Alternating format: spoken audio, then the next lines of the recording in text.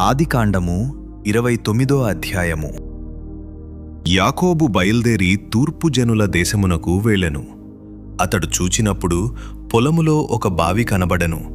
అక్కడ దానియొద్ద గొర్రెల మందలు 3 పండుకొనియుండెను. కాపరులు మందలకు ఆ బావి నీళ్లు పెట్టుదురు. ఒక పెద్ద రాయి ఆ బావి మీద మూతవేసియుండెను. అక్కడికి మందలన్నీయూ కూడివచ్చునప్పుడు బావి మీద నుండి ఆ రాతిని పొర్లించి గొర్రెలకు నీళ్లు పెట్టి తిరిగి బావిమీది రాతిని దాని చోటనుంచుదురు. యాకోబు వారిని చూచి, అన్నలారా, మీరెక్కడివారు అని అడుగగా వారు, మేము హారాను వారము అనిరి. అతడు, నాహోరు కుమారుడగు లాబానును మీరెరుగుదురా అని వారి అడుగగా వారు, ఎరుగుదుము అనిరి. మరియు అతడు క్షేమముగా ఉన్నాడా అని అడుగగా వారు, క్షేమముగానే ఉన్నాడు. ఇదిగో, అతని కుమార్తె అయిన రాహేలు గొర్రెల వెంట వచ్చుచున్నది అని చెప్పిరి. అతడు, ఇదిగో, ఇంక చాలా ప్రొద్దు ఉన్నది, పశువులను పోగుచేయు వేళ కాలేదు. గొర్రెలకు నీళ్లు పెట్టి పోయి వాటిని మేపుడి అని చెప్పగా వారు, మందలన్నీయు పోగుకాకమునుపు అది మావలన కాదు, తరువాత బావిమీద నుండి రాయి పొర్లించుదురు. అప్పుడే మేము గొర్రెలకు నీళ్లు పెట్టుదుము అనిరి. అతడు వారితో ఇంక మాటలాడుచుండగా రాహేలు తన తండ్రి గొర్రెల మందను తోలుకుని వచ్చెను. ఆమె వాటిని మేపునది. యాకోబు తన తల్లి సహోదరుడైన లాబాను కుమార్తెయగు రాహేలును, తన తల్లి సహోదరుడగు లాబాను గొర్రెలను చూచినప్పుడు అతడు దగ్గరకు వెళ్ళి బావి మీద నుండి రాతిని పొర్లించి తన తల్లి సహోదరుడగు లాబాను గొర్రెలకు నీళ్లు పెట్టెను. యాకోబు రాహేలును ముద్దు పెట్టుకొని ఎలుగెత్తి ఏడ్చెను.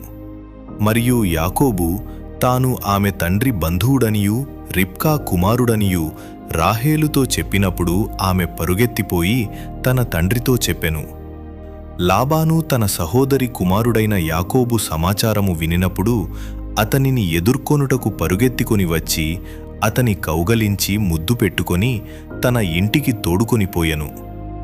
అతడు ఈ సంగతులన్నీయూ లాబానుతో చెప్పెను. అప్పుడు లాబాను, నిజముగా నీవు నా ఎముకయు నా మాంసమునయున్నావు అనెను. అతడు నెలదినములు అతని యొద్ద నివసించిన తరువాత లాబాను, నీవు నా బంధువుడవైనందున ఊరకయ్యే నాకు కొలువు చేసేదవా? నీకేమీ జీతము కావలెనో చెప్పుము అని యాకోబు నడిగెను. లాబాను కిద్దరు కుమార్తెలుండిరి. వారిలో పెద్దదాని పేరు లేయా, చిన్నదాని పేరు రాహేలు. లేయా జబ్బుకన్లు గలది, రాహేలు రూపవతియు సుందరియునైయుండెను. యాకోబు రాహేలును ప్రేమించి, నీ చిన్న కుమార్తెయైన రాహేలు కోసము నీకు 7 సంవత్సరములు కొలువు చేసెదను అనెను. అందుకు లాబాను, ఆమెను అన్యునికిచ్చుట కంటే నీకిచ్చుట మేలు, నా యొద్ద ఉండుము అని చెప్పగా యాకోబు రాహేలు కోసము 7 సంవత్సరములు కొలువు చేసెను. అయినను అతడు ఆమెను ప్రేమించుట వలన అవి అతనికి కొద్ది దినములుగా తోచెను. తరువాత యాకోబు, నా దినములు సంపూర్ణమైనవి గనుక నేను నా భార్య యొద్దకు పోవునట్లు ఆమెను నాకిమ్ము అని లాబాను నడుగగా, లాబాను ఆ స్థలములోనున్న మనుష్యులనందర్నీ పోగుచేసి విందు చేయించి రాత్రివేళ తన కుమార్తె అయిన లేయాను అతని యొద్దకు తీసుకునిపోగా యాకోబు ఆమెను కూడెను. మరియు లాబాను తన దాసి అయిన జిల్పాను తన కుమార్తె అయిన లేయాకు దాసిగా ఇచ్చెను.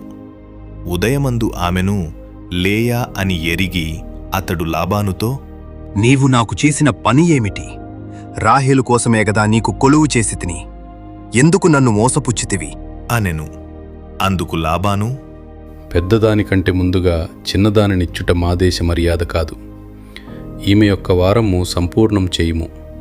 నీవిక 7 సంవత్సరములు నాకు కొలువు చేసిన ఎడల అందుకై ఆమెను కూడా నీకిచ్చెదము అని చెప్పగా యాకోబు అలాగు చేసి ఆమె వారము సంపూర్తి అయిన తరువాత అతడు తన కుమార్తె అయిన రాహేలును అతనికి భార్యగా ఇచ్చెను. మరియు లాబాను తన దాసియగు బిల్హాను తన కుమార్తె అయిన రాహేలుకు దాసిగా ఇచ్చెను. యాకోబు రాహేలును కూడెను, మరియు అతడు లేయా కంటే రాహేలును బహుగా ప్రేమించి అతనికి మరి 7 ఏళ్ళు కొలువు చేసెను. లేయా ద్వేషింపబడుట యెహోవా చూచి ఆమె గర్భము తెరిచెను, రాహేలు గొడ్రాలయ్యుండెను. లేయా గర్భవతి అయి కుమారుని కని, యెహోవా నా శ్రమను చూచియున్నాడు గనుక నా పెనిమిటి నన్ను ప్రేమించును గదా అనుకొని అతనికి రూబేను అను పేరు పెట్టెను. ఆమె మరల గర్భవతి అయి కుమారుని కని, నేను ద్వేషింపబడితినన్న సంగతి యెహోవా విన్నాడు గనుక ఇతని కూడా నాకు దయచేసెను అనుకొని అతనికి షిమ్యోను అను పేరు పెట్టెను. ఆమె మరల గర్భవతి అయి కుమారుని కని, తుదకు ఈసారి నా పెనిమిటి నాతో హత్తుకొనియుండును, అతనికి 3 కుమారులను కంటిని అనుకొనెను. అందుచేత అతనికి లేవి అను పేరు పెట్టెను. ఆమె మరల గర్భవతి అయి కుమారుని కని, ఈసారి యెహోవాను స్తుతించెదను అనుకొని యూదా అను పేరు పెట్టెను.